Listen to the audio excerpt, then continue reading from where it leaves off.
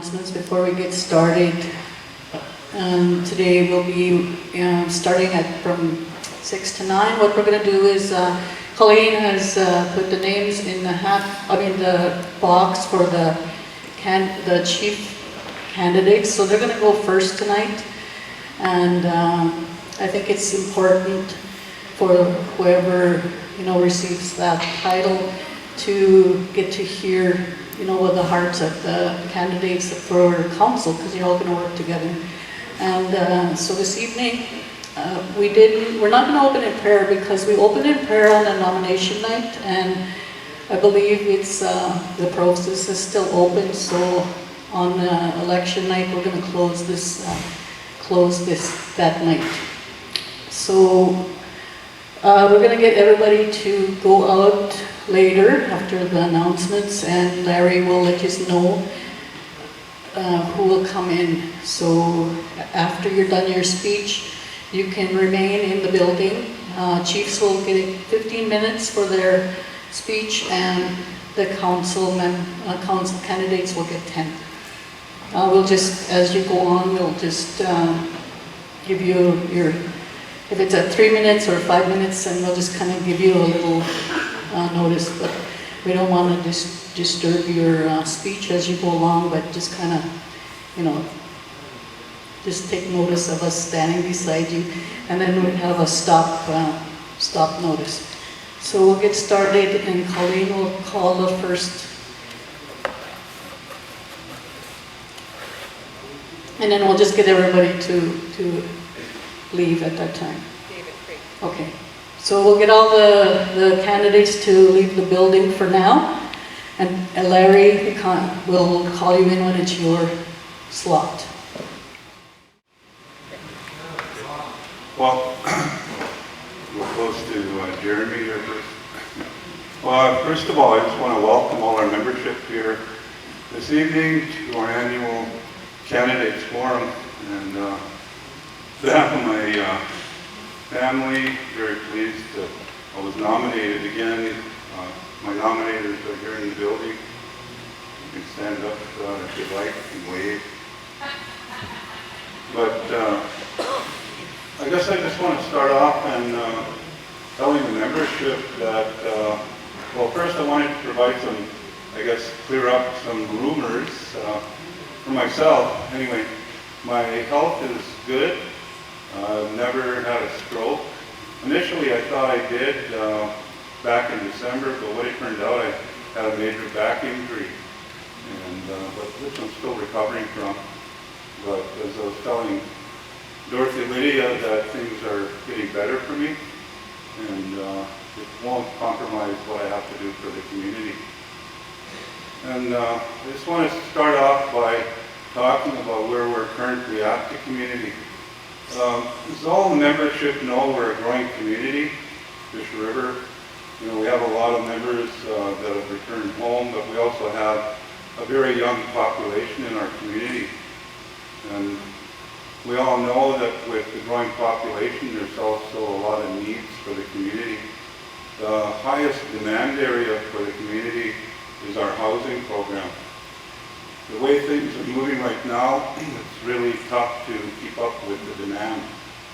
We're only building anywhere maybe from 5 to 10 units on a yearly basis, but our backlog, we're looking at probably close to 180 to 200 units we require just to catch up.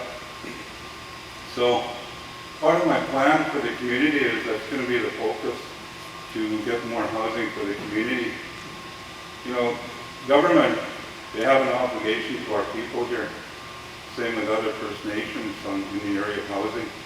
And I had the numbers given to me from the Assembly of First Nations a number of months ago, but it's staggering the amount of money that's needed. We're looking at close to $10 billion national to catch up on the housing backlog for First Nations.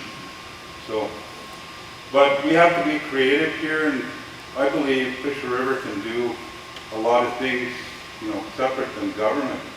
And I've always told people we can't rely 100% on government. We have to take action ourselves to do things locally. And that's how I've always been as a leader in our community. I don't wait on government to do things for us. We challenged government and we've beaten them a number of times. Our infrastructure programming for the community is probably one of the best of any First Nation in the province. And I have to acknowledge our people that work for the organization. It's not only Chief and Council that do this work locally. We're pushing, but it's the organizations that support us, support leadership, give us what we require to fight government. So I wanted to let you know that it's part of our people behind us, that help us. My other goal for the community, and a lot of the development has started already, where we're sitting tonight, we want to make this we call it our emergency center for the community. We already costed out all the requirements for this building. And I was telling some members, but also the leadership know this, the cost to take our people away from our community is huge. Plus, our elders don't want to leave our community. A good example of what happened with our personal care home during that last emergency flood. They didn't have to leave the community because they were set up with their own generator. They had everything they required, but we didn't have to move our elders. And what I told our members, along with leadership, we don't want to do that anymore to our people. We want to keep them home. This is going to be our center here. We're going to have power for this facility, our store, our healing center, health center, so that in a time of disaster in the area, we'll never have to take our people away from our community. Part of it is going to be the rebuilding of the fish road. We'll be able to bring our people in and out of our community. Goods and services can come in and out. Government has already agreed they're going to support us on rebuilding that fish road. We never have to worry about any emergency situation against our people here. It's been a plan that we've been working on now for a few years. Government has told us they're going to support us, and we're going to keep them to that commitment. So that's going to be a big area that we're going to be pushing over the next couple of years on getting things set up for our people here, that we never have to take our people out of our community again. The other thing I want to focus on is our educational program. I was telling council a while back that language, we've got to focus on language, we've got to focus on curriculum for our school. We took over local control back in 1982. Some of the elders, might have been involved in that. But the point I want to make is we have control over our school. And we have control over what we teach in our school. And I was telling them, we have to do investments. Enough of this, following what's set out by, government or any other organization. We got to focus on rebuilding our educational system and doing investments local. The other thing here in our community, we have organizations that all have budgets. People have heard me talk about this. Enough working on your own. We have to come together as organizations in our community. We've got to focus on, it's going to be language. Let's all invest in language. Not just education. Other organizations can assist. We're a 10-year grant program community, which basically means we have a funding commitment for 10 years from government. We have flexibility to take funds, move it to education, focus on language, focus on curriculum. In any other program area we can do that. And our community here is going to grow, in the area of economic development. You'll always hear our chairman of the board, Warren Cochran, say this. We're at the end of the road. There's no other place to go. So what are we going to do here locally for economic development? But you've seen it happen, even what's happening with our store expansion. We want the money to stay here in our community, and the reason we do that means jobs for our members. We employ a lot of people in our community for our economic development. So we're focusing on our expansion of our store, provide more goods and services to our members. We're also moving on our hotel expansion because there's a need. The hotel will tell you that, the last year, It's been busy, you can't keep up. Like this summer, as an example, there was no bookings available. So we're moving on expanding. We're also moving on a recreational part of the motel. There's going to be a new pool installed as a part of the project, something that's really needed for the area. And it's going to draw more business to the community. And that's what we want. We want people to come here and spend money in our community because it means benefits back to our members. Our store, the castle, is going to be working on an expansion plan. There's a huge market in Manitoba for First Nations. All the non-First Nation companies are benefiting. And I've always said this, why can't Fish River be a part of that? You know, why can't we sell to Pegasus? Why can't we sell to Sageen or Norway House or any other First Nation? You have non-First Nation companies doing all that business, right? So we're going to be focusing on that. And our governance for the community, I'm really proud of our people, our organizations, because our governance, that's First Nations in Manitoba. We have First Nation communities coming here to Fish River, and they want to know what we're doing here. You know, what are you doing? Why are things going so well for Fish River? Not only here provincially, but nationally, we're recognized as one of the top First Nations in Canada for our governance. You know, it's an attribute not only to the leadership, but to our organizations also. And that's why I say it's not me as the chief of the community, it's our organizations that also do the work. You know, very proud of that, our work we do here for the community is being recognized all across the country. And our elders, you know, we have to acknowledge our elders too, because every month here in our community hall, we've got anywhere 40 to 50 elders meeting every month. And you added 10 minutes. But our elders have given us a lot of support. You know, every month they're here in the community hall and they provide really good feedback to the leadership, but also our organizations. You know, and a tribute to, you know, the support that we get as leaders in our community. Our national focus for Fish River has always been there. We're recognized nationally with the First Nation government like AFN. I shouldn't call them a government, but they're an entity that supports First Nations like our community. So maybe, I'm not sure if I got a brochure that every one of you will receive over the next few days. It'll outline my priorities for the community. But I think this next couple of years, there's going to be some good investments in our community. We've got a lot of capital projects in the works right now. We've got a new health center. I was telling our health team, you know, not only supporting our members here, but why can't Fish River be a service provider to the surrounding area? We've got close to 14,000 people in our catchment area. I'm talking about the Arm of Fisher, Dallas Red Rose, Jacket, Peguis, Fisher River, you know, and beyond. I wanted to, our former health director, Cindy Garrison, who visited a First Nation community that's working on what they call a primary health care unit. And I was telling our team, you know, why can't we do ultrasounds here? Why can't we do CTs, MRIs in our community and have people from Ericsdale, Wanda, or surrounding Interlake come here instead of us having to go to Selkirk, right?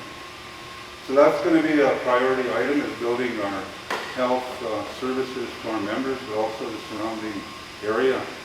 That's one of the other priorities I'm going to be working on.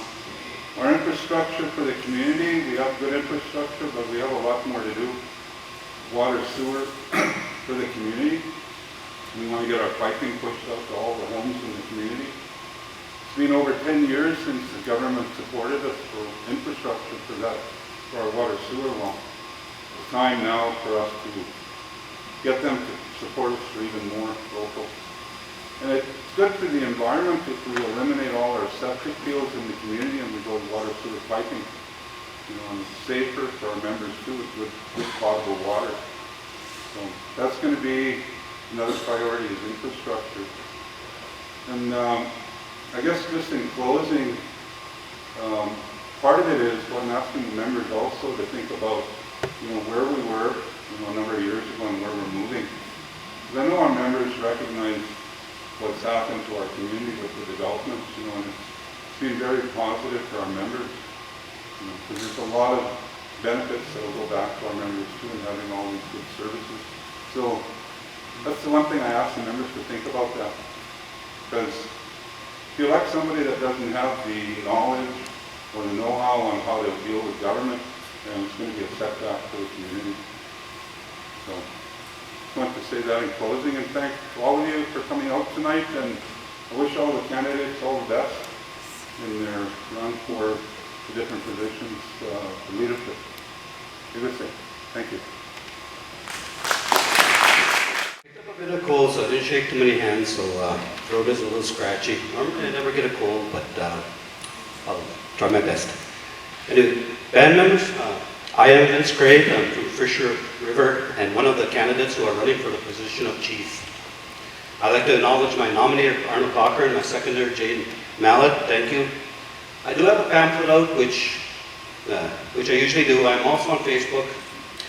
First time ever, and if indeed this site does become the chief's Facebook in the future, I will use it to keep band members informed. Of course, other means of regular communication will be used because not everybody's on Facebook. After the last election in August 2021, I felt I did everything right to win a spot back on council, but it wasn't meant to be. Maybe the good Lord had other plans for me. I went out fall fishing in 2021, and when I got home after the season, almost the same day, I found out my daughter had passed away. That was very hard to handle, and it's very hard for anyone who has ever had to deal with this kind of situation. I still have a hard time to go to wakes and funerals. Of course, they are never easy. It's a hard thing to do, bury your own kid. Even Carl's funeral, I missed. We spent a lot of time together, and we did a lot of good work together for the band. He was always at work, and when he was in good health. After losing my daughter, my grandsons have been living with me since then. I wasn't going to let them stay in a foster home or grow up in foster care when I could look after them. All grandparents, we sleep better when we know our grandkids are safe. I think it's important to tell you some of these things because you have a right to know if your chief is affected by something and will prevent him or her from doing a good job as chief. Your home life can affect your public life. My partner, my girlfriend, or my wife, as I like to call her, is Tammy Hudson. I mention Tam because it's important to know who your chief's better half is. Your wife or your husband can either make you better or bring you down. And if you're the chief, band members have a right to know who your partner is. If they're helping or hindering or even controlling you when you are in a position of chief. I can say Tammy has always makes me better in everything I do. With Tammy helping me with the grandsons, especially the youngest one at 6 years old, my mom helps me a lot when needed. I mention this because if I didn't have a plan for my grandson's care, I wouldn't be able to go to work every day. We need change at the chief's position now, band members. I kid you not. I know the position of chief and what it entails. What people don't know publicly is from the last term in office in August 2021, and even some of the term before it, it was like I was unofficially handling the position of chief on many occasions. When COVID hit and some of our council were not able to come to work, because I was the most experienced or the only one there on many days, I'm just going to be totally honest, most of the time I didn't know where the chief was, so I wasn't going to wait around for him to come to work. There were still things day to day in the office which had timelines attached and just needed to be done. So being one of the senior councillors, I did this work. I wasn't chief, but I made decisions like I was, and responses to letters done and sent away. We used to be very progressive at the time. We need to get back to this. In years past, we had a good crop of councillors come through, and a chief who led the way who came to work back then. Helped us do things for the community. That was then. I tried to get out to as many homes as I could, and I know this is the best way to campaign. I know people appreciate this. But even if I didn't make it out to your home selection trail, vote for Vince, regardless of whether I went to your home, because I'll do my best for you as Chief of Fisher River.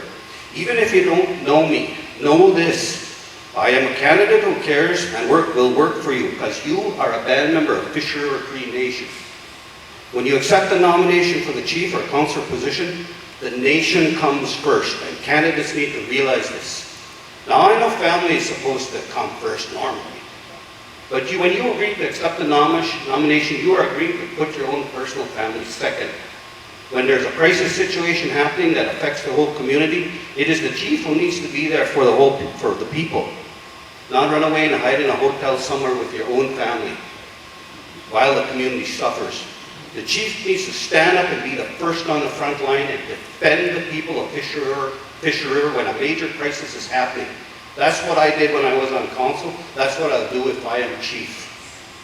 We have experienced so much death. We are living in troubled times. All kinds of bad weather situations and unexpected matters come up. We need to prepare for like this, some things like this. We need an emergency center to help people when needed. All members, wherever you may live, because these events are going to come our way again. Our knowledge keepers are so important. We have to continue to take care of them and help them going forward, and the chief should show up when they have their meetings. We also cannot forget about our 20 to 50-year-olds, people with younger children. Yes, they get child tax, but that goes fast with growing kids. They feel like they're getting pushed aside, and that shouldn't happen. I will work with this age group to find out what it is you would like to see happen as we go forward. After all, in a few years, it will be you, it will be this group who has to lead the way in the future. We need a chief who will fight hard for the ambulance services and the paramedics we need. Health coverage is important. We need this service in the community. But it requires commitment and the chiefs working together for the whole area. Politics are all about relationships and how you handle them. Whoever's chief at the end of the day will have to work with the other communities and talk to government in order to move issues along. Sometimes you only get one chance to meet with various ministers and government officials, so you better get it right. And if you're the chief, you attend these meetings for your members. I would like to establish going on the radio more and communicating more with band members, like when we were on the radio during COVID. Keep members updated what is happening. It was an excellent communication tool, I felt, and any band member can listen anywhere, from anywhere. Our officer members are frustrated, I am sure. Most of them feel like nothing ever changed for them. Officer members face different challenges than the on-reserve. What do we really do for our officer members? Yes, we distribute turkeys and hampers to officer member. No, not everyone gets them. We need to get better at doing this so all or most of the members who really need have a chance to get. We can't just distribute in Winnipeg alone because we have members in other places. We have to figure out a better way of distributing. If I am chief, we will be meeting with you more, listening to you more, and looking at ways where you are part of the band you belong to. Yeah, I'm not just thinking of meeting Winnipeg, or meeting just in Winnipeg. We have members in Brandon and Sulphur. It's hard for folks to travel, but why should the chief and council go to you and listen to what your concerns are? And if things can be done to help more, why we should try to do so. I don't know that many of our officers are members, but if I'm chief, I will try to get to know you and will welcome communication from you. It is a reality that grandparents have to look after their grandkids more nowadays. Drugs and alcohol, depression, and COVID are taking our children. Drugs and alcohol, depression, especially drugs. Sure, marijuana is legal, but most drugs are dangerous out there. They are so easily available in our community and the surrounding communities. You say drugs is a normal thing out there. Dangerous drugs is a normal thing out there.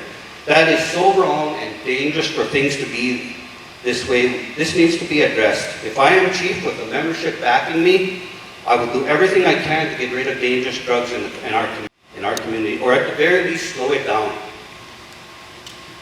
Young kids, 11 or 12, and teenagers were most affected by COVID, and they still are. Maybe they weren't sick the most at the time, but their mental health was affected.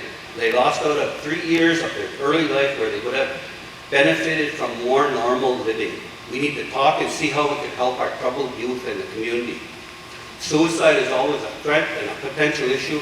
My mother said this to us all the time when we were kids, and says it to her grandchildren. I will say this as much as I can to the youth or anyone who's thinking suicide, thinking of suicide. Please don't do it. It causes so much hurt, especially for those who love you. And remember, there are people who love you. Don't forget that. There's nothing in this world that is worth taking your life over. Every band member has the right to know where we are at financially. The average band member, whoever you are, you have a right to know things from a financial point of view. Commercial fishing is something my brother and I have been around all our lives, trying to keep up to Dad. I will continue to help our fishers going forward, because this isn't just a job for fishers. It is our livelihood, our culture, and it's part of our heritage. If we're going to preserve this industry, we need to find ways to get our younger people interested and find ways to help them. Sometimes it comes down to a person's character. What kind of person are they really every day? There are things you don't see publicly. Be careful of the pretenders out there, pretend to work but never really work, where it's all about what they show you. It should be what you do in the office for the whole 2 years, not that matters, not just the 6 weeks before the election. The chief's vehicle was hardly ever at the band office or visible in the community in the last couple of years. Seemed that way to me.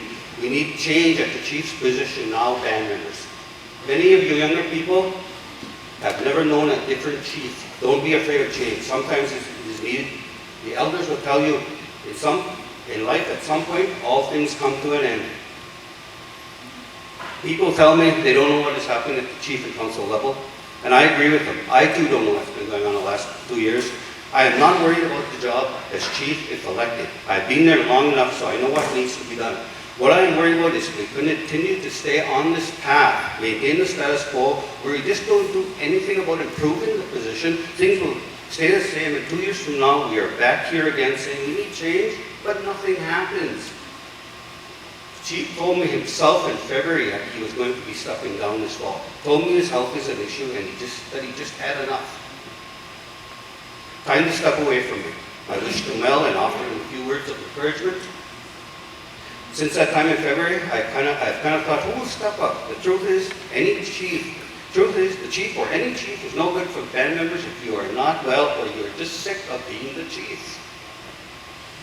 Listen, at the end of the day, whoever gets in as chief, if you are re-elected, better be able to go to work every day and work hard for all members. If you are new and you become chief, I hope you know what you're supposed to do. I can stand up here and say a lot of things, tell you all the wonderful things I am going to do for you in the next 2 years. But I want to be realistic, and I'm not going to stand up here and say something that I don't have a hope of ever achieving. I don't string people along like that. There's a lot of things to be done. There's a lot of work to be done. I will try. I assure you of that. My priority will be the band members of Fisher River. Maybe I made some comments up here that no other candidate would either know about or would even speak about. If anything I said upset you, I apologize for that. But I have to tell you the truth and the way it is. Sometimes whether you like it or not. I thank you for the opportunity. I respectfully ask for your support, and at the end of the day, I will respect your decision. Vote for Vince. Good evening, everyone. Community members, elders. My name is Delaney Mason. I'm your candidate for chief. I was asked to run. There was women that approached me to run. And I told them that if I was nominated, that I would. So that's why I stand here before you today.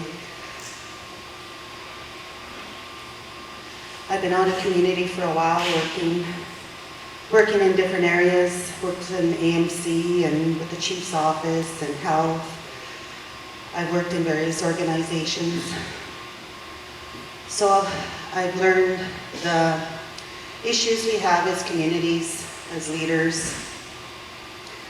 And on my visits, I've heard things about how we need to work more together as a community. There needs to be more community involvement.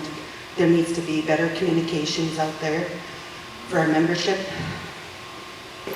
And it doesn't matter, like I told them, wherever I go, I'm always proud to say that I'm from Fisher River.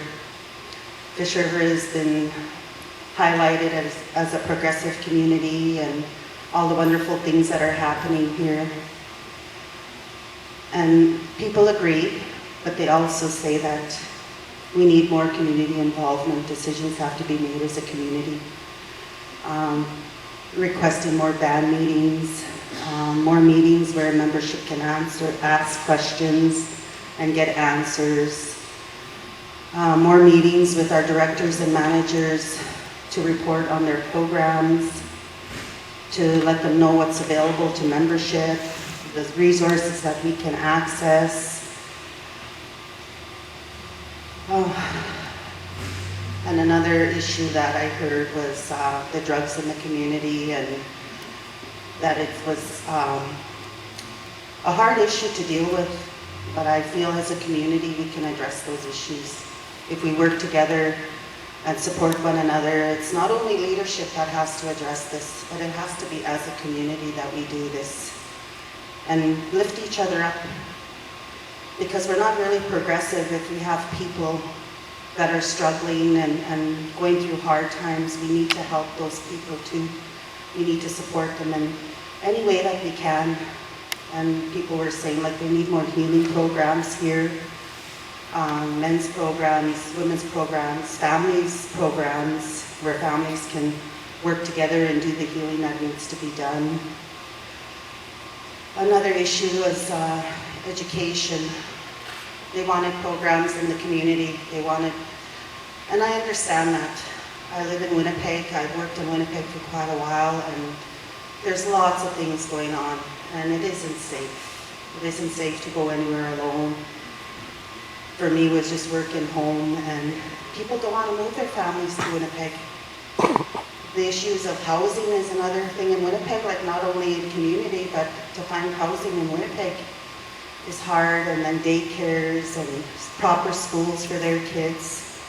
So I still believe that we could run programs in community. If people want to get education and be successful and contribute, we can have those programs here that they're interested in, and create opportunities for people to work.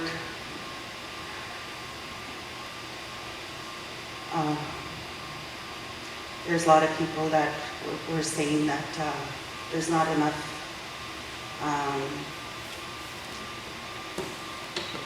sharing of the work that goes on in the community, sharing of everybody having an opportunity to do the work that's here. The other one issue that they were talking about was with the programs. We have a lot of programs in community, and there's a lot of resources that we have. We need to be able to utilize all those resources to help membership and to live a good life and to be a community again, to help one another.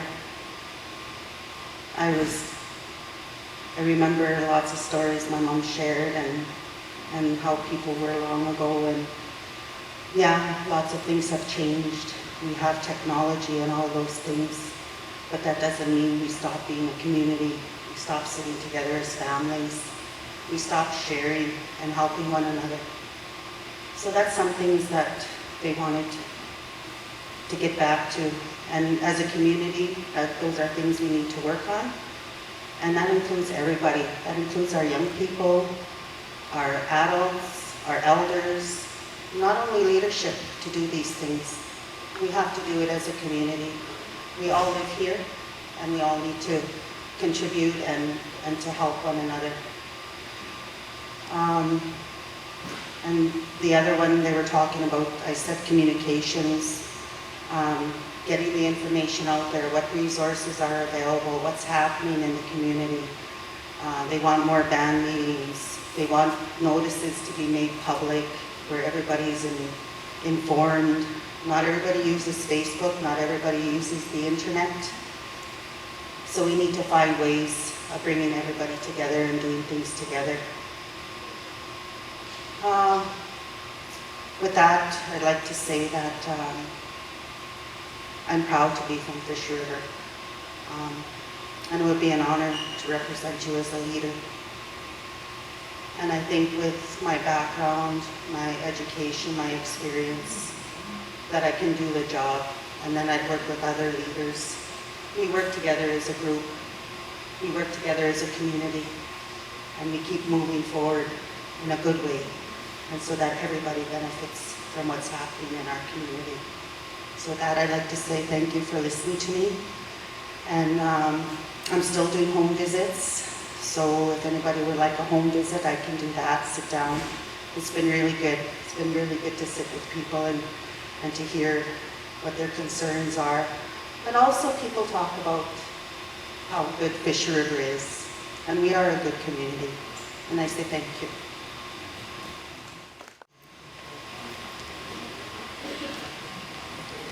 Good evening, everybody.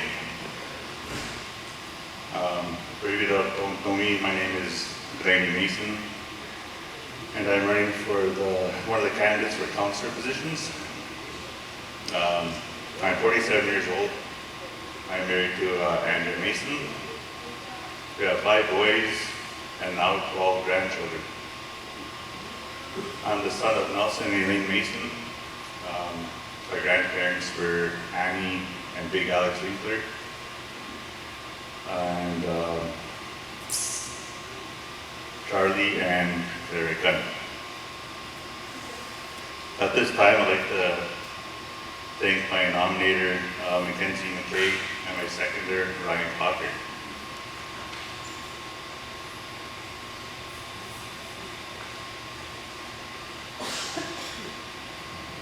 Without them, I wouldn't be standing up here in front of you all today. If we go any further, I'd like to also thank our knowledge keepers. Without their knowledge and their wisdom,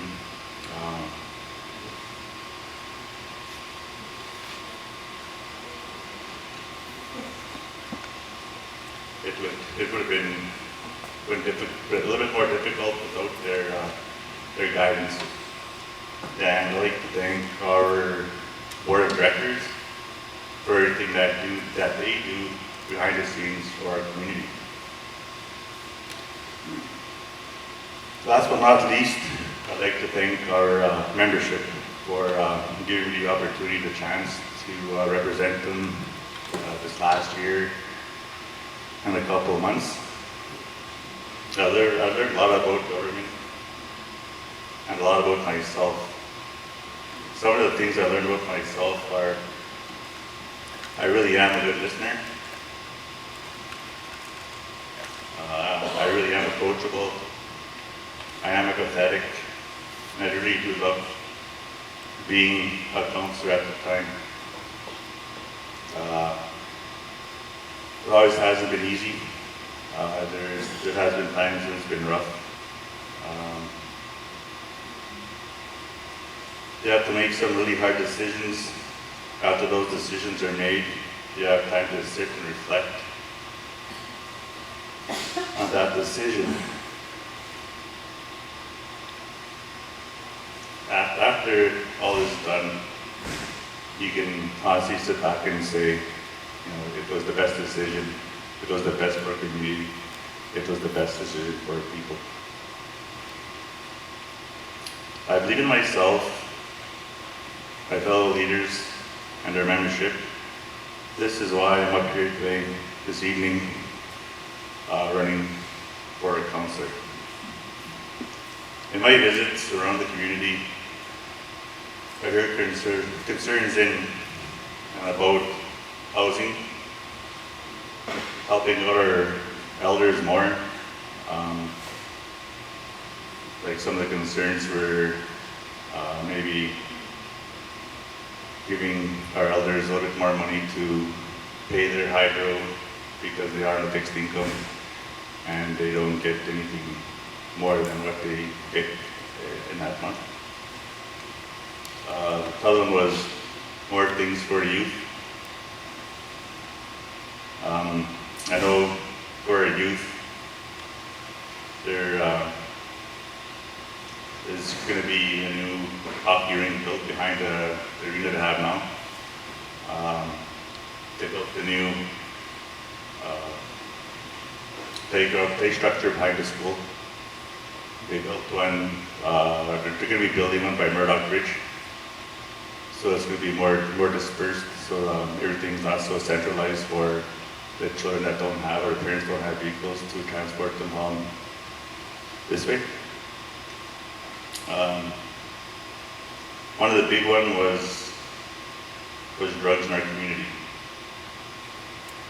A lot of concerns were that from the drugs comes elder abuse. A couple of people mentioned that their children or their grandchildren will steal stuff from them, pawn them, just to get the drugs or alcohol, and our elders are scared. They had some people, gang members, coming to our elders looking for certain individuals, demanding where they be told where they were, or they'd come back. Along with that, the conversation went further about our policing, the RCMP. Where are they during these times of needs? They said the only time that the RCMP do anything is when they hear and they catch someone doing something. But when we phone them, they don't respond.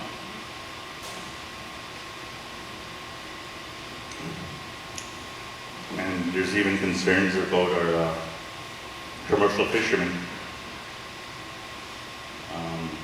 A lot of the fishermen that we attend freshwater fisheries, they say that they're having a hard time getting youth or young men to jump in a boat and help helping hand. And for Fish River to lose the last handful of fishermen you have, that's Fish River is probably one of the biggest fishery communities in the Lake Winnipeg. So that is another big concern.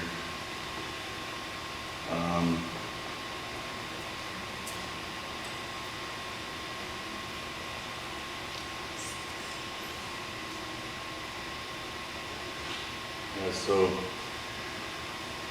my concerns, biggest ones were the policing, the drugs, and I attended quite a bit of meetings with Sam, went to Ottawa, went to Calgary for First Nation policing, and I think that is maybe the way that our community should lean towards, because they will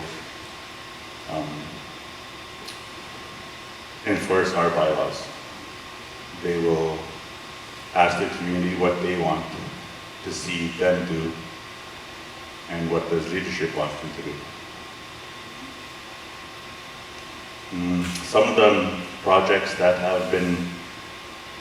are coming up is the Red Turtle Lodge. As you can see also, there's going to be an extension on the band store. Going to be a healing center, outreach.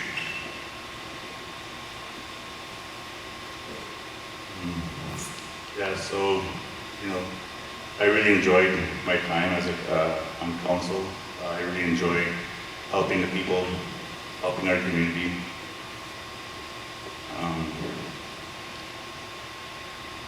With that, I'd just like to thank everybody again for the opportunity. And so on August 23rd, I just ask for your support again for District Council. Thank you. Say hello, good evening to all the band membership that made it out, and members that will be watching me from Winnipeg later on an Airstream. First of all, I'd like to start off with thanking my nominators, Marilyn H. Murdock, and my seconder, Jane Mallet, for seeing the potential that I could bring to the table for our people in our community. So a little bit about myself. I'm married to Marie Murdock. We have 4 children together. My parents are the late Neil Murdock and Cheryl Lynn Murdock. My grandparents are Betty and Dutch Murdock. I was raised by them coming up in the reserve here in Fisher River. My education background is I received my grade 12 diploma in Winnipeg at the Aboriginal Community Centre back in 2003, and then from there I proceeded on to Red River Community College, where I left there with a certification as a heavy-duty equipment mechanic. Places that I worked is lately, this past year I've been working at the Fish River Education, over at the Fish River High School with the grade 7 classes and education assistant. Before that I was in the Fish River Health Services for 10 years.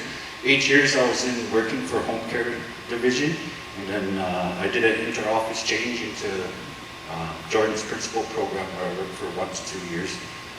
I was also a local fisherman, commercial fisherman here in Lake Winnipeg in the North Basin for many years. I was also a wayman station helper for Fish River Macbeth Fisheries, that's out at Macbeth where local fishermen fish out of. I've been a volunteer firefighter in Fish River Cree Nation for many years. It's helped me out a lot, you know. I like helping my community, and you know, that's one of the ways that I get up and help. I was always told, you know, help is not always monetary, but yeah, I have 2 hands here that I can work with, and I can use those to help my community in every which way that I can. Something that was passed down from my grandfather onto me, and I use that quite a bit, and I try to put that into my children too. I scabate and help families and friends with firekeeping during loss of loved ones in the community. I know it's sometimes it's hard to find people to help out when it comes to times like that, but I try to help out as much as I can when it comes into areas like that. And I'm trying to pass that on to my son, so he can step up and start taking that role. Once I kind of step away from it too, stuff like that. So I have a strong voice, the voice of members' ideas and concerns, not afraid to use it for our people in the community and offer serve. I'm outspoken and I believe in transparency, especially in a position like this which is needed. I also believe the open door policy, our people should be able to voice their concerns and matters they have at the time that they have them. You know, I'm a fast learner, I love challenges, I'm a very hard worker, I have good work ethics. I will be at work from 8:30 to 4:30 Monday to Friday, even after hours, but this position is a 365-day in a year position. You know, you're always at work when you're in a position like this, and you're readily available for the people. I have a supportive wife and family. I know they know the sacrifices, so I know that their they support me in this, because there's a lot of times where I wasn't home for hours, even days. The fire department kind of grew me and my family and that, so they're quite used to me being away when it comes to emergencies and that in the community. I've been out to a lot of homes. I'd like to thank everybody that opening their doors to me, you know, welcoming me in, and just sitting and listening. You know, there's a lot of listening. Our people, we have a lot of smart people in our community.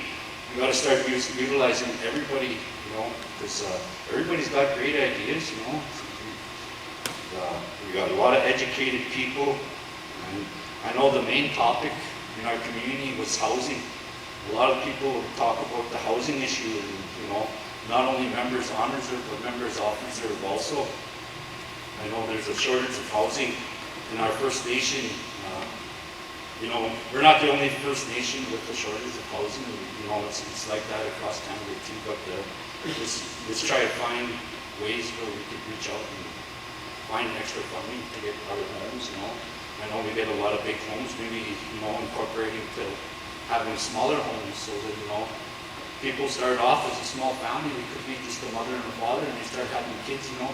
Maybe they could be upgraded to a bigger home, and that home could be passed on to another family when they just started, or somebody else that's in the community. A lot of the talk out there too with the people was the selection and the selection process that they've been using for housing. I know it's not geared for everybody, and you know, it doesn't matter our ages here in the community. It should be geared for everybody, and everybody should be able to have a chance to get their home, you know, especially something they could call their own or something they could pass on knowledge to their children and grandchildren. I know what was also brought up out there was housing repairs. You know, a lot of houses need repairs, but you know, we could delineate away from that if we, you know, had someone coming out and doing inspections, you know, not yearly, but every 5 years, you know, and check on the homes and, you know, preventative maintenance, so there's less breakage and repair, and maybe we could even incorporate a home maintenance subsidy for people making repairs to their own homes, especially for members that are on a fixed income. Another topic that was coming up with is programs for people in the community, not just youth and elders, everybody throughout all the age category, you know. The talk out there was like, you know, coming up with a men's wellness group, you know, someplace, a safe haven for them to just meet and be there and, you know, be there for each other and listen for each other, because I know our men get left out of a lot of things, and, you know, it would really benefit not only our men, but our children at the same time too, because, you know, when they see their father seeking help and letting those feelings out, it shows them that, you know, it's okay for them to do that too. So, you know, another thing I would like to work on is a youth mentorship. I know there's a mentorship in the community, but this would be for the ages from 18 and under, with the adult peers from community members as mentors here. Because we do have a lot of smart people, and, you know, it's almost something similar to the Big Brother program that they have, and they could be doing this after hours, like after school, and taking some kids out, and, you know, under the age of 18, doing things with them, you know. We have a lot of elders that need help in our community. We could start taking them out and getting them to help out there. You know, there's people that need water, hauling the water, you know, during the winter months, there's ramps that need to be shoveled and stuff like that, and even helping with cutting of wood or any little chores around home, you know, and then kind of gives those youth work ethic, like, you know, they start getting into working and you know what it's all about, helping each other out. Another major one that was brought up was the recycling program. A lot of people would like to get more education on it, on what types of recycling that can be recycled and which type of recycling, because you know, there's different things that can be recycled and things that can't be recycled, you know. So educating our people more on that, and ways of storing this recycling and getting it to the recycling depot here on reserve. You know, even if we can, you know, it would be great to even try and incorporate some sort of an incentive for that, for the recycling program, you know, like something similar to the store did with food, where they had points when they purchased gas and food there. And, you know, maybe we could do a point system for them where they could earn points to get bins, extra bins for the recycling bags, because I know I went and checked at the store, and a box of garbage bags is $20. So, you know, that's, if they earn enough points, that's $20 that they could save on them, because there is a few people that are on fixed incomes in our community. But yeah, just a little something, you know, I was getting from the people. I want to be the leader that people will follow for our community members. Our unique can have something inside them that can help the community prosper with their knowledge, ideas, and being able to voice their concerns without being judged or ridiculed and dismissed. So I'm asking for people on reserve, you know, for their support in this upcoming election. Winnipeg voting will happen at Canada Day Polo Park, Ambassador Room G, from 9 a.m. to 7 p.m. on August 21st. On-reserve voting will be held at the community hall here from 9 a.m. to 8 p.m. on August 23rd. I'd just like to thank everybody for taking the time out of your evening and coming out and listening to all the candidates. And vote Mitch for council in the election. There you go, say. My name is Valorie Orvis. I am the youngest daughter of the late Wilfred and Frances Cree. You'll have to excuse me, I haven't spoken to this many people in a while, so I'm a bit nervous. I know when I was nominated, people were wondering who I was. I was born and raised in Fish River. I left here when I was 16 to go to school. I obtained my grade 12 in Winnipeg. I went on to university. I also work part-time in a home for the disabled adults. So that was my first contact with social services and working with disabled. From there, I went back to university for a while. Then I found a full-time job. Things were starting to happen, started moving along. I ended up moving up to the Northwest Territories. In the 80s, I lived there for about 5 years, up in Cambridge Bay. There I worked with government. I was in personnel, finance. My introduction to computers, those were the really old ones. So my job there was very interesting. I learned a lot. I worked with unions. I learned about human resources, hiring people, policy development. I lived there for 5 years, met my husband there. He was sick. We moved back to Manitoba. I went back to university full-time. And then I went on to work for Intertribal Child and Family for about 23 years as a city worker. During my time with Intertribal, it was a learning experience all along. A lot of networking, working with government, working with justice, working with the police, a lot of administration. With those 30 plus years of experience, I feel that I can contribute to the community. I can use the knowledge that I've gained over the years. And just to let you know a little personal things about me. I have 3 children, 5 grandchildren, 3 great-grandchildren. And I love them all very dearly. What else did I do? Yeah, so as I said, I'm very nervous up here. Social work opened a lot of doors for me. I've worked with all sorts of entities over the years. A lot of policy development. I was part of the devolution of Child and Family, working with their working groups, the committees, and implementing what we have today. And also, it's become a reality from 1985 to having our own laws now, which I'm very proud of. And I was all part of that too, and I'm very proud of that work that was done by all those people. The reason I wanted to put my name in for council, there are a lot of issues in the community that I know can be addressed. And if we all work together, if we can do that job. Education, housing, justice, mental health, those are some important issues for me. And also, I'm going to get rid of my paper. There, I feel more comfortable now. Along the way, there was a lot of people that touched my life. I learned a lot from them. They mentored me.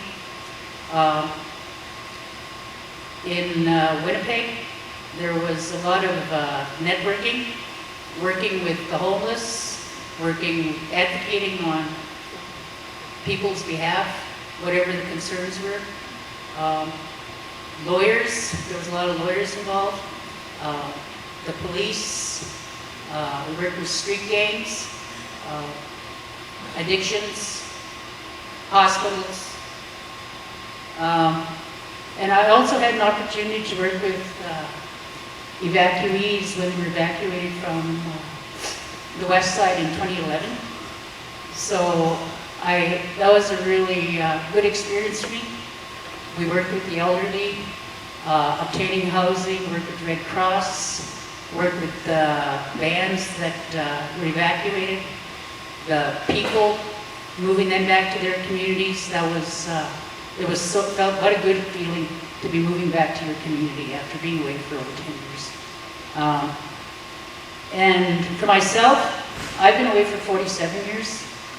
I've been back here now for almost 5. A lot has changed. There's been a lot of growth. There can be a lot more growth. The other thing that concerns me is our youth. And I believe that there are a lot of things that can happen here, good things. We need more entrepreneurs, more mentors, more support for our people that have mental health issues. I think there should be more networking in the community. I haven't been able to participate due to other things that I had on my plate, but now that I'm here, fully retired, again, yeah, this is the 3rd time I'm retired. So, I don't have anything else that I would like to bring to this forum tonight, but if anybody wants, they can call me. Any concerns, issues they want to discuss. My telephone number is 204-807-6962. I don't have any brochures. I don't do Facebook. This is my Facebook. Yeah, I like seeing a face. I don't want to be doing it over texting or Instagram or whatever. Because sometimes Facebook can get really mean too. I hear. Haven't been on it. Just to check my bingo numbers. But that was about it. But also too, I'd like to thank Marlene and Lionel for nominating me. And as I said, if anyone would wish to contact me, my telephone number again, 204-807-6962. And I just want to thank everyone for their time. Thank you. So, I'm here to be a candidate for council. I told myself I wouldn't say here I am. So, I'd like to thank the ones that nominated me and to see that community for that. And then I was given a chance to use my voice, and I'm thankful for that as well, and for this opportunity to maybe have that chance to have a voice for the community. When I was thinking about the speech and what kept on my pamphlets and things like that, I thought of 3 things. Things that are doable, that had, very little budget costs, just little work that had to be done. So these are some of my ideas. Like to have a community, for community members to have their voice heard. I feel that's very important, to have everyone's ideas, concerns, questions be voiced and heard. I feel that if we do that, it could mean a world to someone that's struggling, asking for help, and directing them to where there may be services for them or develop services for them. As a past addict and alcoholic, it's been 15 years since I became clean sober. So I like that I found that higher power that made me strong, made me withstand drugs and alcohol. It was a very low point in my life when I started becoming sober. I went to a treatment center in Saskatchewan, a traditional family treatment center. And from there, I became strong. I came home, and having my girls in CFS care, I needed them with me to remain strong. So I fought for them. I had a meeting with CFS, my worker, a friend came with me. And I fought for them. I said, how can I maintain my sobriety without my girls? So they gave me back my girls that evening. It was my own daughter that called CFS on me.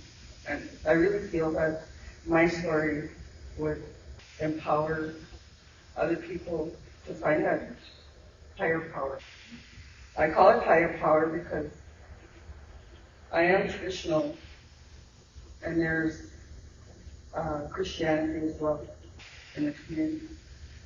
And to have that balance with one another, but that ultimate goal is to assist community members to find that health for themselves, that health for their families.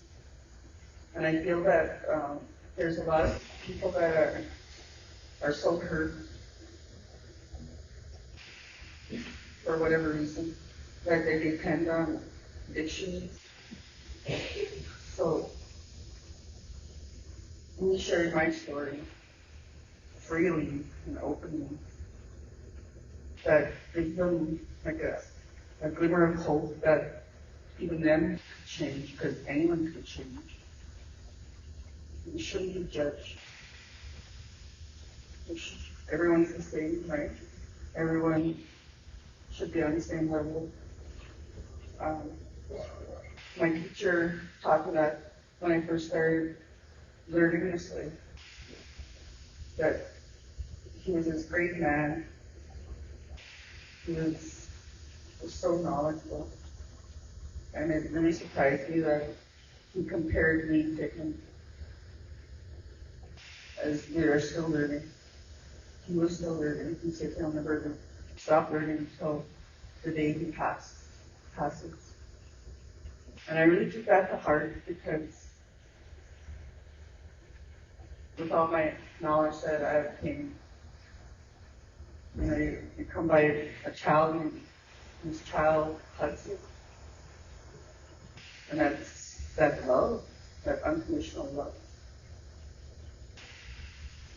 And I feel that anywhere, anytime you have some person giving you knowledge,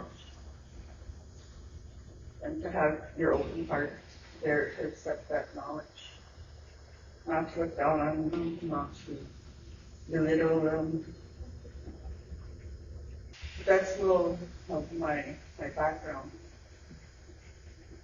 Some of the ideas that I have, like I was saying, one of them is free knowledge to assist community members in becoming strong with services and programs, ceremonies, services like church services. So we need to have that hope for our community members to come.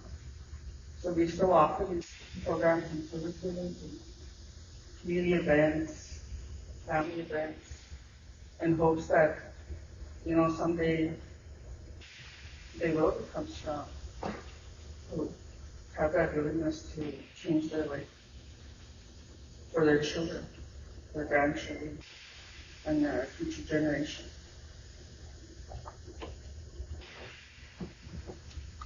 I said I'd speak from my heart, but I'm looking at my phone.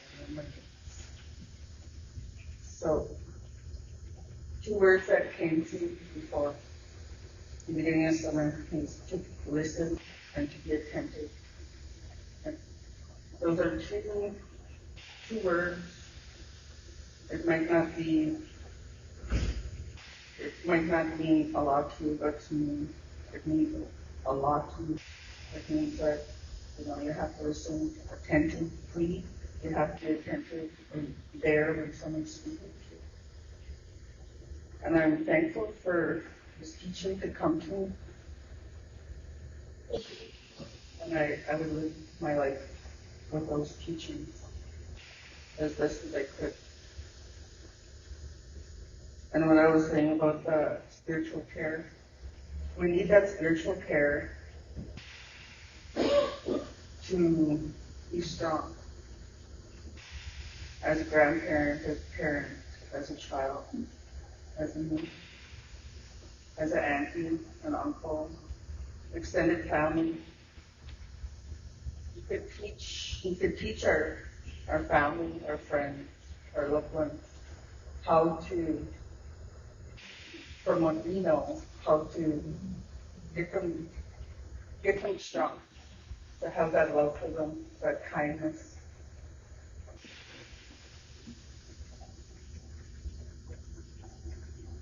And I spoke about how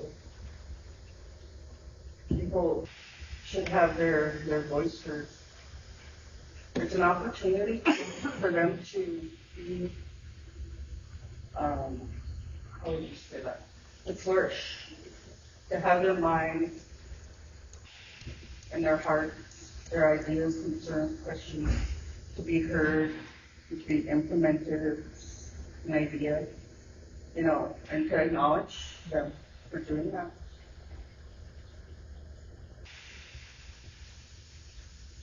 I was put in a position early this spring, late winter, to work with reconciliation. And we found that if someone had an idea, that we would acknowledge their idea and we'd implement it. Even in meetings, and the people that had their ideas brought forth had the biggest smile, and we gave them pride for doing that. That's it. I guess I'm cut off. I'd like to give my phone number, and I apologize if I didn't. All right. Good evening, everyone. I'd like to begin by thanking my nominators, Delaney Sinclair and Anthony Mason. I consider this a huge honor and a privilege to have been nominated for the position of councillor for Fisher River Cree Nation. Sorry, I'm a little out of breath here. I just ran from my vehicle to get inside. I'd like to also thank my wife, Chastity, our children, my parents, and all my family and friends for their support and words of encouragement. So, background on myself. I've been married now going on 5 years. My wife and I are very proud parents to 4 amazing children. My parents are Barry and Marcie Sinclair. My maternal grandparents are the late George and Betsy. And my paternal grandparents are the late George and Ivy Sinclair of Pegwas. I graduated from Charles Sinclair School in 2003, and I received my diploma in Certified Aboriginal Financial Management in 2015. So I have about 8 years experience in the area of finance and accounting. I'm also a very successful business owner. For the last 20 years, I owned and operated a mobile DJ business. And I've also served a term on council. Unfortunately, I did get the COVID year, so it's quite challenging during those times. And I learned a great deal about our community during that time as well. We're very resilient people, and we came together. I felt like, in a time of need for our community, and we got through it the best we could. So I've been out campaigning now for about 4 or 5 weeks. And during my visits, I've been asked, why did I choose to run for council? And my answer has always been that, this community has given me so much. I was privileged to have gone and get my education. This community has given me a home. And most important, it helped shape who I am today as a person. And it's always been my goal to be able to give back to my community and share my skills and knowledge I picked up along the way. And it has also been a goal of mine to encourage our youth, you know, and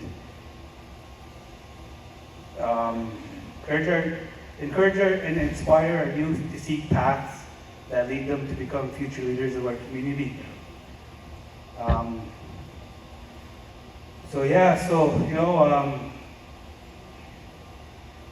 Again, I've been out campaigning now for the last 4 or 5 weeks, and I've shared my thoughts, my goals, and my opinions with many of the members out there. But during my visits, I always put an emphasis on and priority on hearing what our membership's thoughts and opinions are. You know, my goals don't mean much unless they align with our community's needs. So during this election process, I've been sharing on my Facebook and on social medias a priority list that I've heard direct from our community members. And then, you know, some of I called it the top 10 priority list as I heard from our membership. And I'd like to share a few of those items with you guys. So number one, and I just want to make note too that this list is in no particular order. And it is, again, you know, it comes direct from our members. So number one, transparent and accountable leadership you can trust. You know, it's been discussed that our members want, you know, they want to hear more from their leadership. They want to, you know, be informed, not only on reserve, but our off reserve members as well. Number two, we need to take a tougher stance on the drug dealers and the bootleggers in the community. We are a community in crisis, I believe. You know, we're seeing families that are being destroyed by drugs, and we need to take a serious look into our drug policies and ensure that they're being enforced. You know, I think a lot of those, we got to be at that daily, making those amendments and pushing for a stronger stance on the drug dealers here in the community. Number three is housing. And it's not in the sense of how many houses we can build in a year. It's more in the sense of ensuring a fair process on who receives houses in our community. You know, and then we need to address the fact too that a lot of people feel like our housing area has, you know, they need more support and they feel it's understaffed. I think we need to look into hiring more people in that area as well. Number four, supporting our elders. You know, I heard time and time again that it's time that we support our elders and take care of them. And a lot of people feel like our community's not living up to that. You know, our elders have paved the way for us here today. And we need to look into more ways in providing support to them. Number five, youth engagement. A lot of what I heard out there is we need to involve our youth in the decision making in the community. You know, they are our future leaders here. They're going to be our future workers, and we got to engage with them. We have to keep them informed, and we definitely have to hear them out because, you know, they're very smart kids and they have a say on what we do here as well. Number six, supporting and aftercare support for people struggling with addictions. You know, we need to start discussing having our own facilities here. We need to provide more staff for the people that are looking to, you know, break their addictions. And that includes like our organizations working together and collaborating in that area. Number seven, safe spaces and services for members with mental health issues. And I believe this is another crisis area. A lot of our people and our young people are struggling, and they feel they have nowhere to go or no one to talk to at times.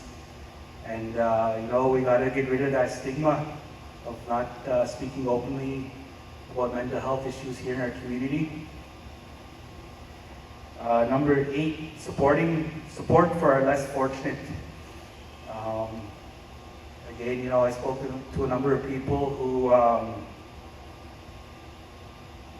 are struggling just to get by day to day financially, or just struggling. And we can't forget about those people. We have to help them along the best we could.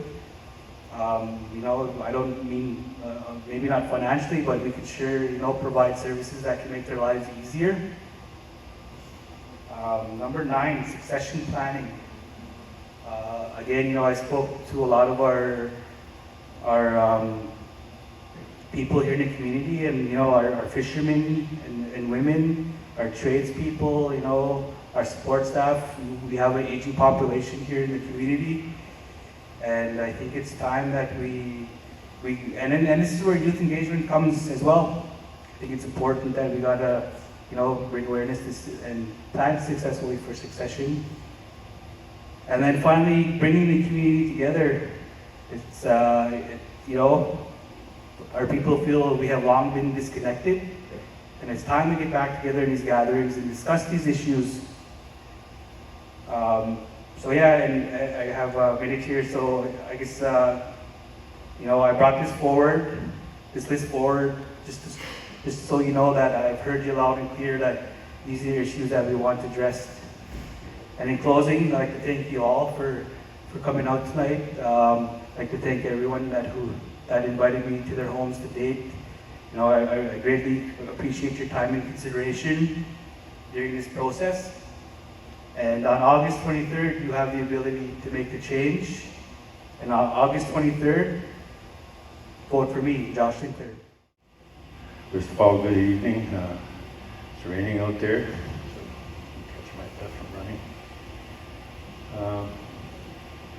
First of all, I just want to thank the community for the ongoing support through my years in council, the many years of experience working with council members and working together as a team with direction coming from the community on what the priorities are needed for our membership. I want to thank my nominator, Virginia Grabowski, and my seconder, Sharon Bullet. Some of the projects that we were working on 2 years ago, we're still working on them. Some are coming in at different stages of the year, so we continue to work on a daily basis. It's like a never-ending job when you got this many projects going at the same time. Always meeting with government officials, the bureaucrats, and with the council members, and also the people that do our proposals for us to make sure that we have everything we need in place. We don't want to make mistakes in our proposals, that they'll just put them aside. We've just got to make sure that everything's in place. Some of the projects that we worked on from the last 2 years, of course, is our own CFS agency. And that work is still continuing with the working group. Just talking with a young woman, a young mother, and the words that she expressed to me, well, that's good they don't apprehend and support us in the different areas that we need that support. So that's a positive thing that we wanted to move towards. It's prevention instead of apprehension, and that still continues to be our mission. Our policing station, the RCMP detachment, is a long time, and the government, provincial government, just not coming to the table. So we changed to move towards First Nation policing, where it wouldn't cost the band nothing. And if we went the RCMP detachment way, we would have to put in a lot of money for that. So that's, we're expecting to hear very soon back from them. So that's another positive project and adventure that we're working on. Working on a daycare, Head Start, a new building, for our children and for the parents that need to use that service. And that's ongoing as well. I mean, of course, the flood mitigation, for all the homes that flooded, it really put a damper in our renovations and the work that we had to do. But we had to do those homes because if you don't do them right away, mold is going to set in and take over the whole unit. And there was significant mold in basements that had to be cleaned out. A lot of basements were renovated, stripped, of course, first, and re-renovated. So we just got word of new flood monies coming in, so we're going to be working towards that. And also for the roads and highways, the roads and driveways that got damaged by the floods, those will be mitigated as well.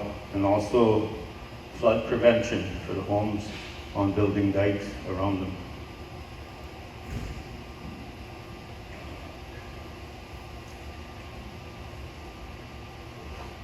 Of course, our fishing industry still remains high priority for our fishermen in Fisher River.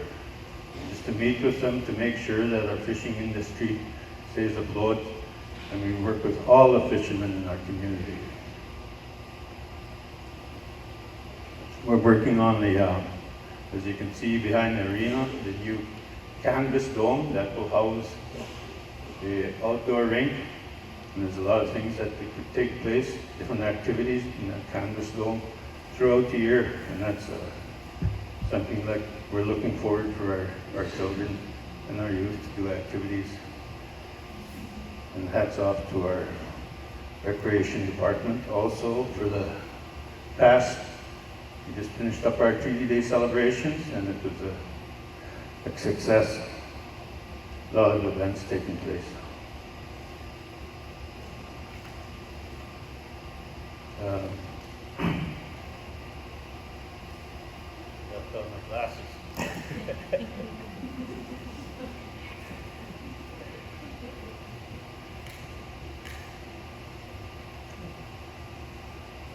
We're also working on the curriculum that was supported by Acknowledged Keepers for language and culture. And I know that education has gotten funding. And just to put that in place and work on getting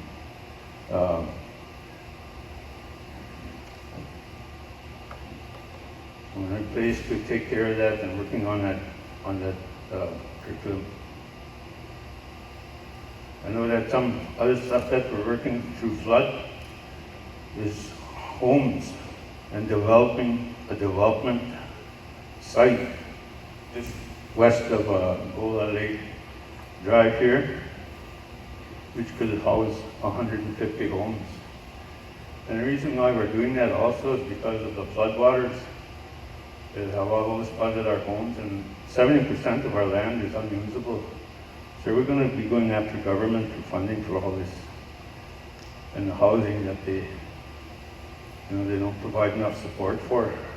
We're going to make a strong stance and possibly taking them to court for outstanding treaties that they did not honor.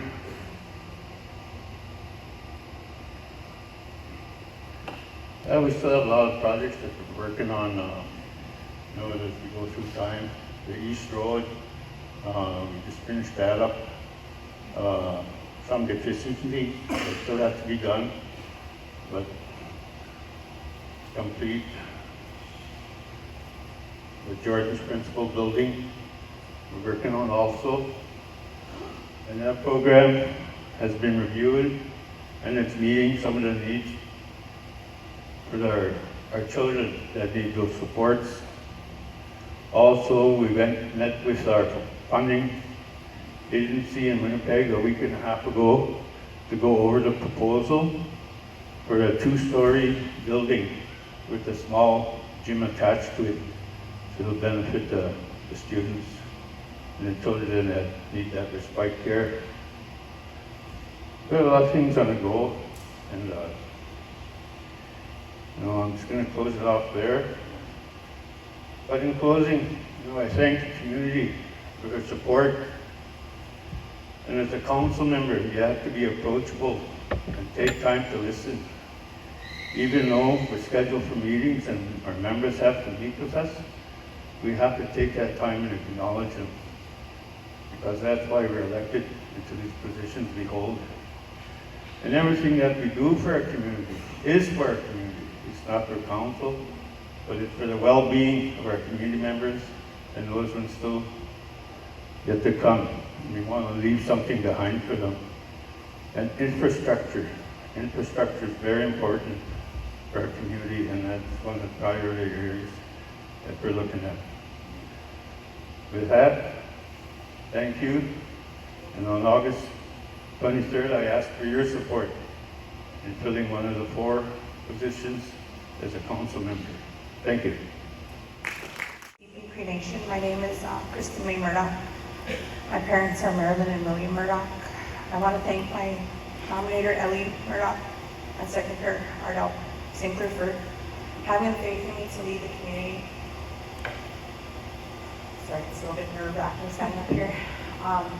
My goal is to advocate for all the community members on and off reserve to bring forth their concerns and their issues, and to work along with the leadership to ensure that the betterment of the First Nation. And I want to work along with all the organizations to ensure that everybody is treated equally and fairly, and to ensure that we all see each other the same. Recreation has always been dear to my heart and key in the community.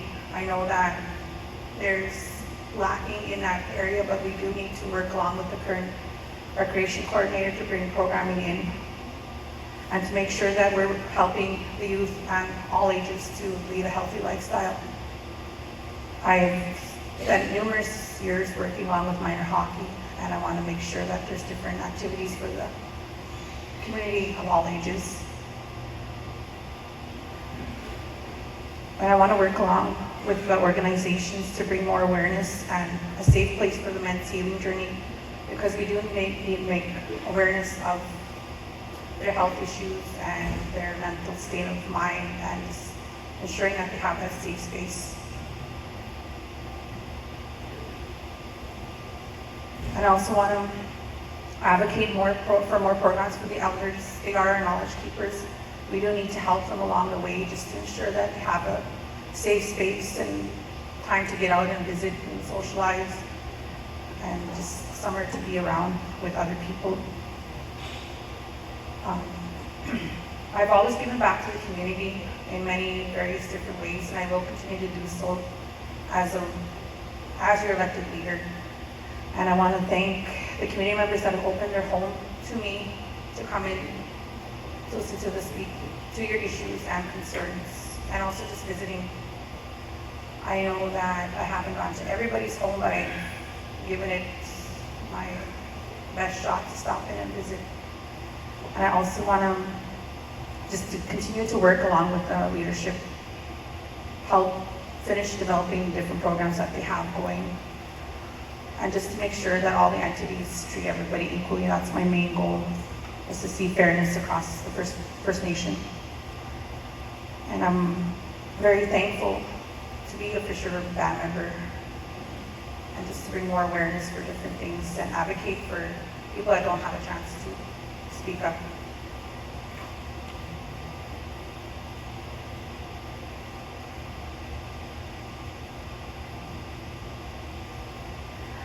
And I'm also asking the community members to vote for me on August 23rd. Sorry, I'm very nervous and it's on a very long speech. I'm more better at visiting in person than sitting here, so hopefully I can work on that a little bit more. But anyone else would like to visit, they can give me a call or text. Like, I'm always around within the community. You can always find me at the arena during the winter. But I'd like to thank you again, and everybody have a great evening.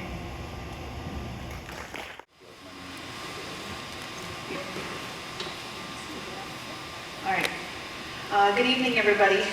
Thank you, Reverend, for coming to attend these important speeches that we're going to be listening to our potential leaders for our community. I want to thank for the opening prayer that was done on the night of nominations, and thank you to Cheryl and Colleen and Jeremy for being here. And also to everybody in attendance, thank you for coming out. I also want to take time to thank my nominators, Stanley John McKay and Rob Selkirk. I appreciate all the support and that you have given me in these past 2 years and encouraging me to continue on.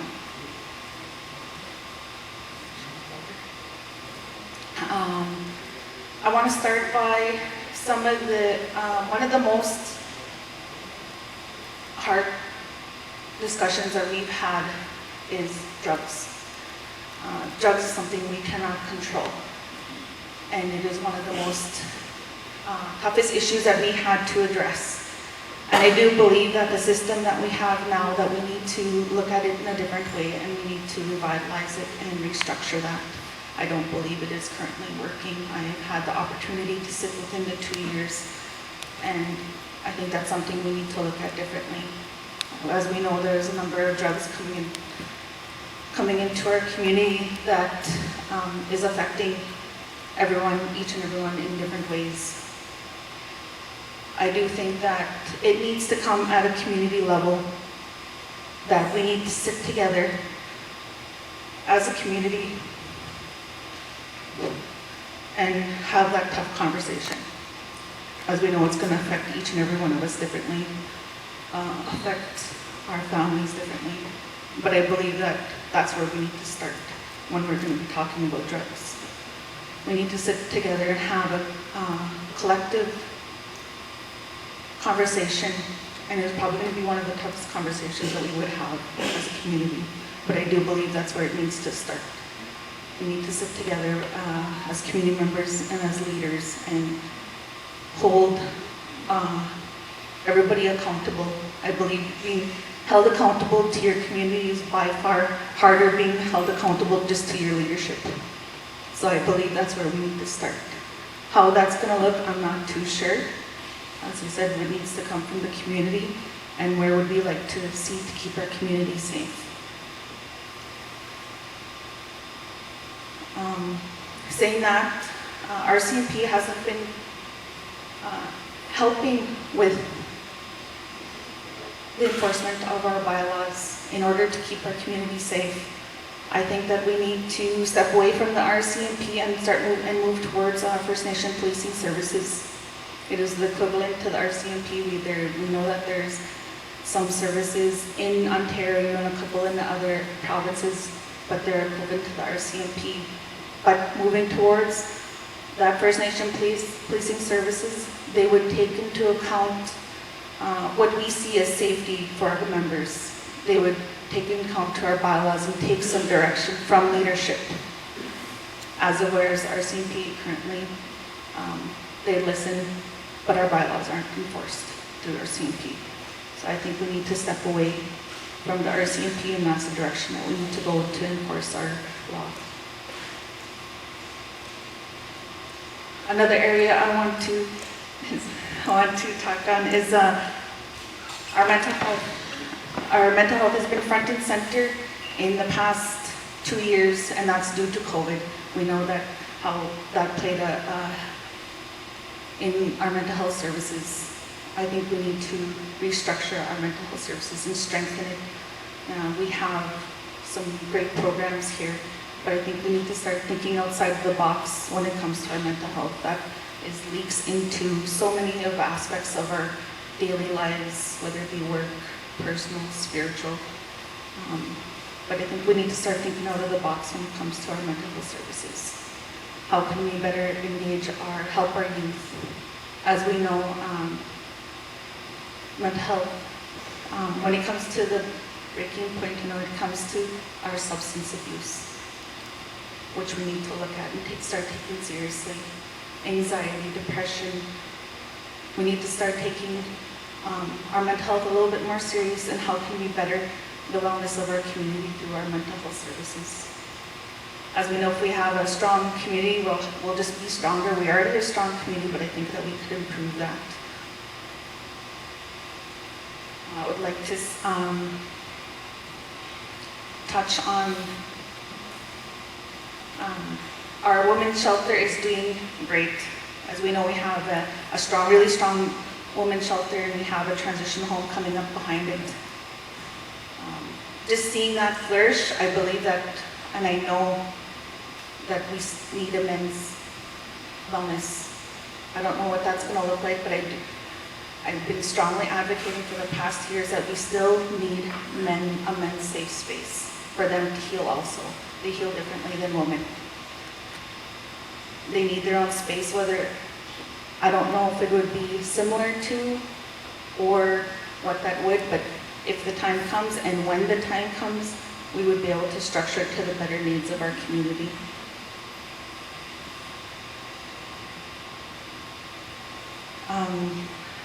Another one is housing.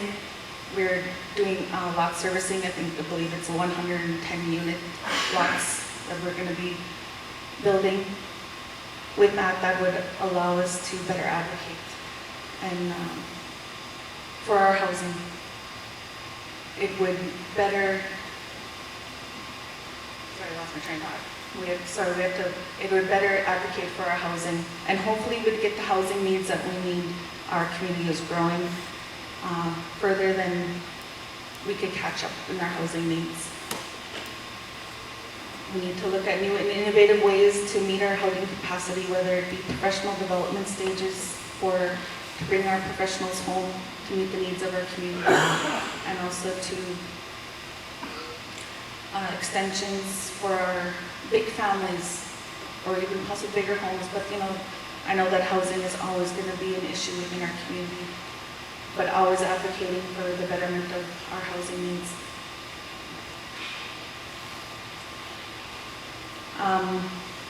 With our youth, I had the opportunity to sit with our youth the past few months at the high school, attending and visiting the high school, and talking to the teachers. We have struggled to get our youth engaged in a number of events, trying to get them to come and participate and give their input.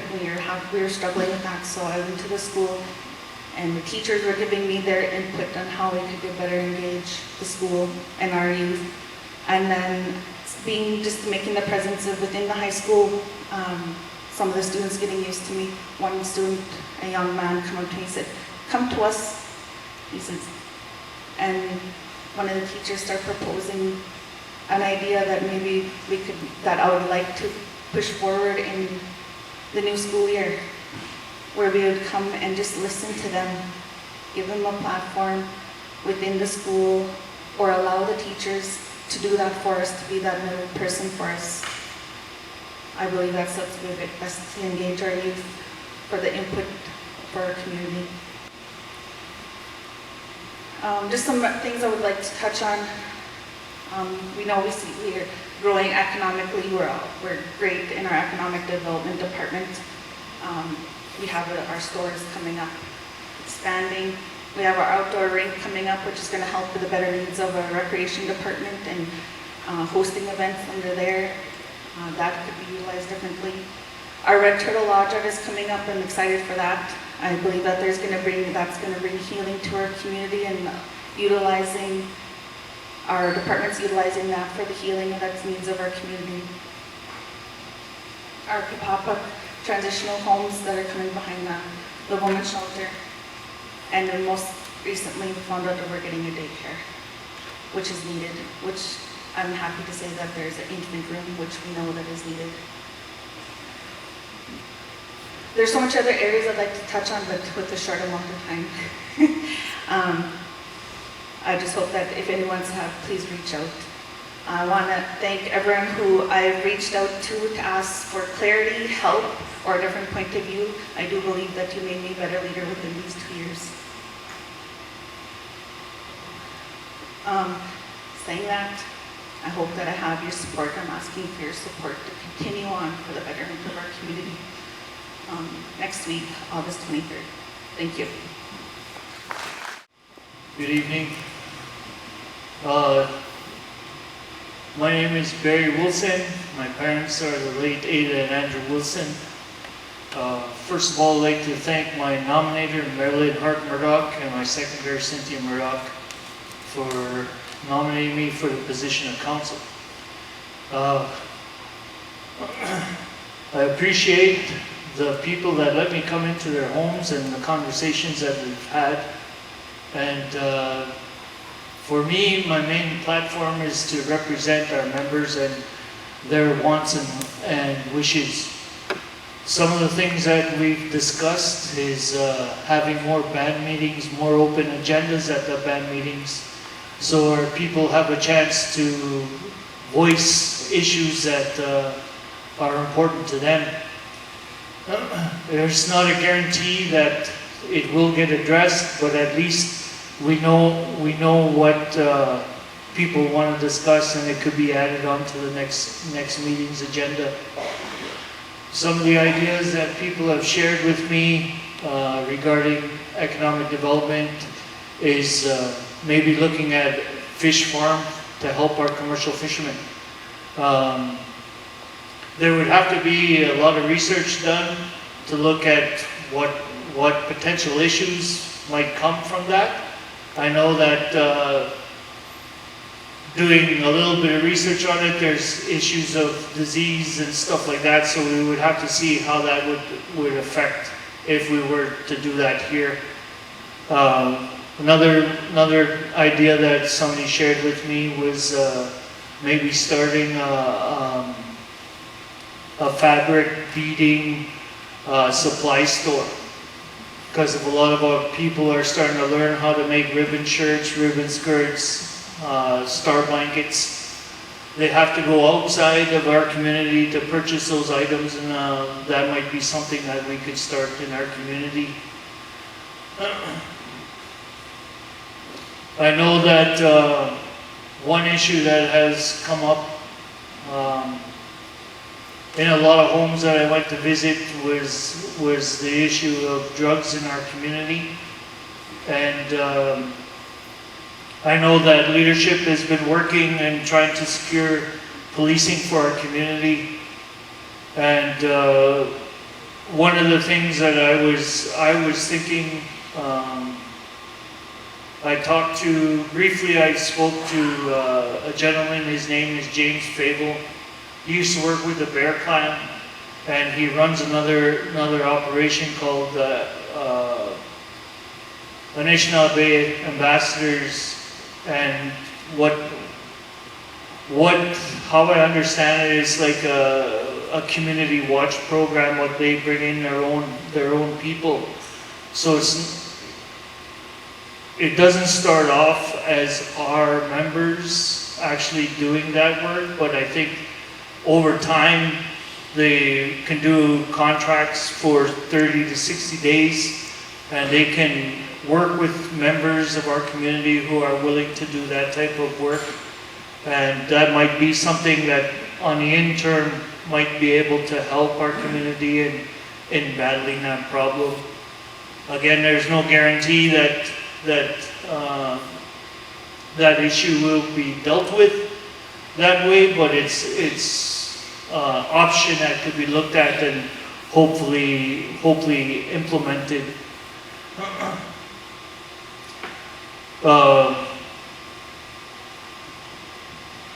I know education is a big thing for our community, so I think I would like to work with existing leadership, if successful, work with our education authority and start putting justification forward to get a new school to replace CSS, as our classroom space is getting limited, and those classrooms are growing every year. I think this coming school year they have to add another grade from kindergarten possibly right to grade 3. So there'll be like 3 grade 1s, 3 grade 2 classes, 3 grade 3 classes. And the space is limited as it is right now, so I would like to see that being worked on. I'd also like to see maybe additions to the Verna J Center and bring more in-community training for our members. That way, we see it with the existing programming that's been going on there, and how successful the graduation rates have been in that facility. So I think by adding more space, we could offer more programs to our members.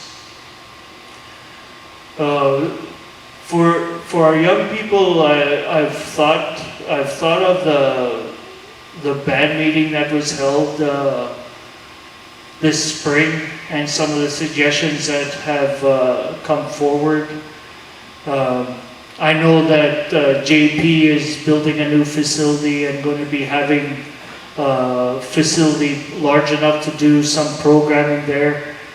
But I think in the interim, there was a lot of good suggestions about utilizing the hall, and I think of some of the discussions that have gone on with our elders, and when they talk about the old treaty grounds and going and attending meetings there on the weekends.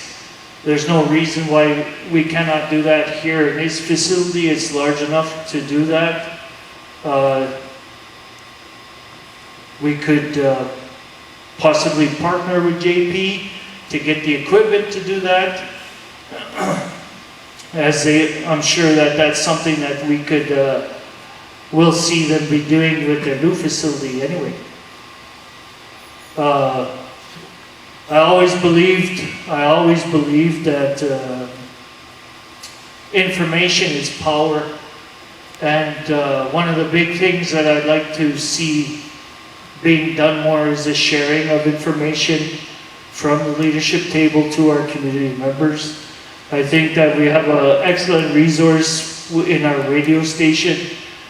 I've talked to some of the elders going around in my visits, and they talked about their inability to use technology, which not everybody is tech savvy with computers and stuff like that. But I think that everybody has a radio, and everybody can tune into a show, whether it's a weekly or every couple weeks, where leadership takes turns and going on this radio show and talking about the meetings that they've attended and who they met with, and hopefully the potential outcomes of those meetings that will, at the end of the day, only benefit you, our members. There's many other issues that were talked about, but I don't wanna sound like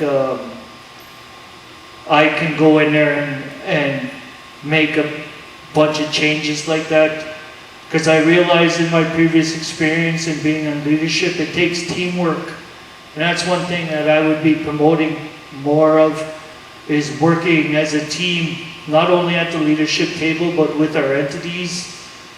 I think that our entities need a lot of more support in place. I know from my visits, a lot of people were talking about the housing area, and one of the things that I think support could be used in that area would be, I don't know if you want to call it a housing inspector, but a position where somebody from housing department goes out and inspects the work orders that have been issued, and kind of guarantees that work that is supposed to be done is done and done correctly. I heard a lot of stories of how people seem to feel that work was issued and it wasn't done, but people got paid for it. And that's just a few of the things that I would like to see addressed, and with your support, hopefully I could be successful and get on to council and in some way help better our community. Thank you.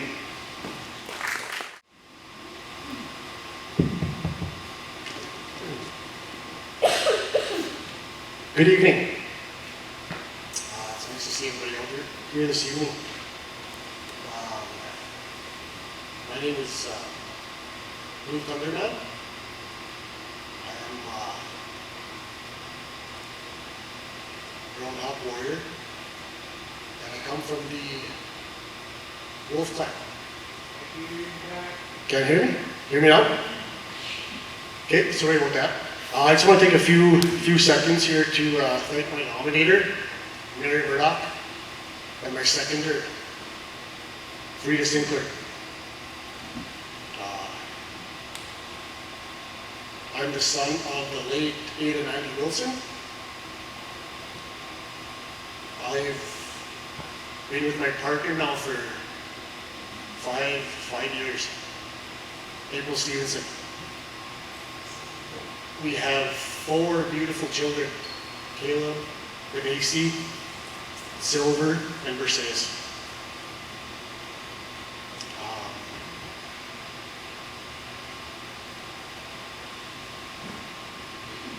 I have a lot written down here, but I don't think I'll get to a lot of it. I just want to touch on a few things that I feel that our community needs. That is asking for it. The first thing that I've been hearing out there is our youth and our elders, our knowledge keepers, need to come closer together. There is a lot of knowledge that our knowledge keepers have, and we need to pass those on to our children. Not only the children, but the community as a whole.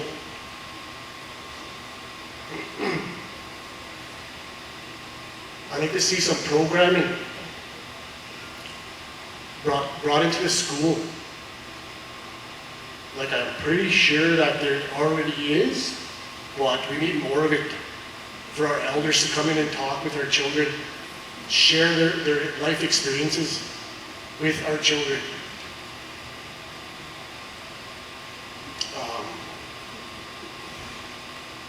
More programming, more staff at our sports and rec.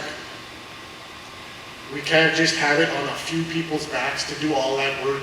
There's so much programming that we could be doing. And by doing that, it's going to help with our current drug problem in the community. And we can't turn a blind eye to it. There's some bad drugs in our community that we need to get rid of. And I believe the only way we can do it is to offer more programming for those kids, for these young adults, to give them something else to do. That's the reason why they're doing drugs. Because of the lack of employment in the community, that's just the reality of it.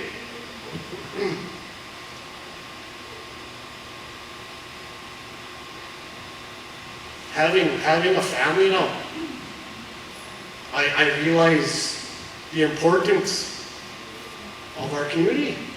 Like, there was a time that we were such a close-knit community. And because of COVID, it drove us away. It drove us all apart. You know, we need to bring that back. We need to bring that back.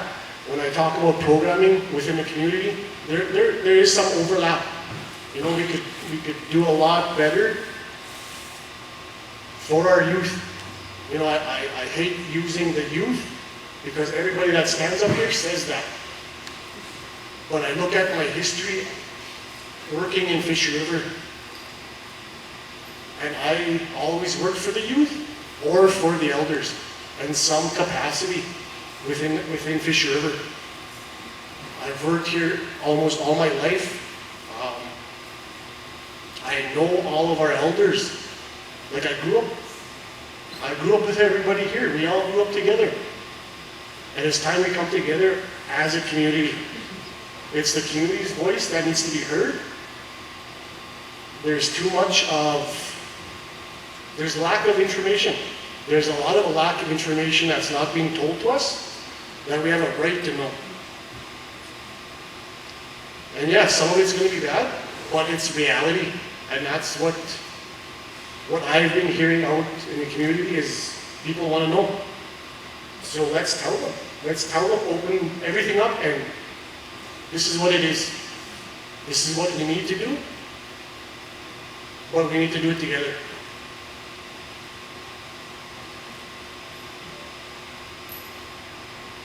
Going on to housing. Housing, it is a big,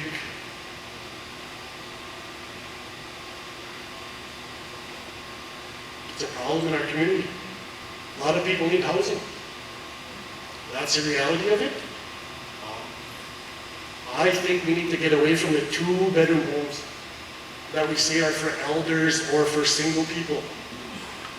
Because even going around talking to people in a 2-bedroom home, they have their children or their grandchildren living with them. So how are we doing better when we could be building 4-bedroom, 5-bedroom homes up north? They're building 5-bedroom homes. I was talking with a contractor 1 month ago, and he was saying that they're building strictly 5-bedroom homes. Why can't we do that? We need to start looking outside the box. Like, yeah, I know there's restraints there, but we need to start thinking outside the box and being creative with our dollars. And I'd like to see a program that, yeah, you can use the point system or whatever you want to use, but at the end of the day, you're going to take everybody that needs a home, and everybody deserves a home, their own home. You create a program based on that, and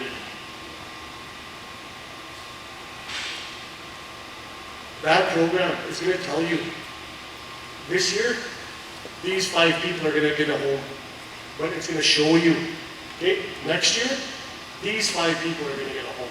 Then you give somebody that reason for preparing for a home. Because I'm not going to lie, like, I got a home, and it was the best feeling in my life, knowing that I had my own house to give to my children. That's what it's for. At the end of the day, we all look for our children, our grandchildren. We were told to look 7 years. 7 generations is what you're taught to look for, to look ahead. Those are some things that I think that need to be looked at for Fish River. Our healthcare, the ambulance service. I don't know the details of it, but the lack of ambulance service in the community that shouldn't even be a thought. Like, whatever it takes to have the ambulance service in the community, then that's what it costs. Are we going to wait till we lose somebody's life because they're waiting for an ambulance to come to Fish River?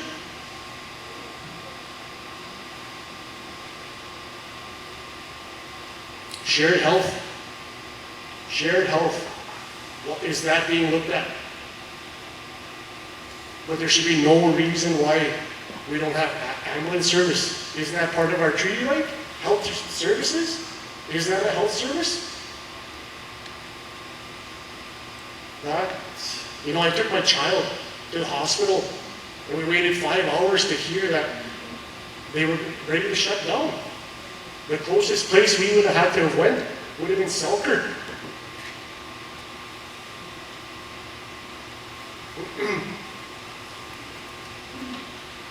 One thing that, I'm going to jump ahead, I'm sorry.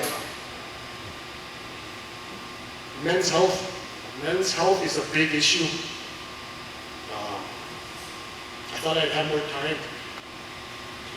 When I was in school, I was sexually assaulted and physically abused. And I know I wasn't the only one. I was not the only one.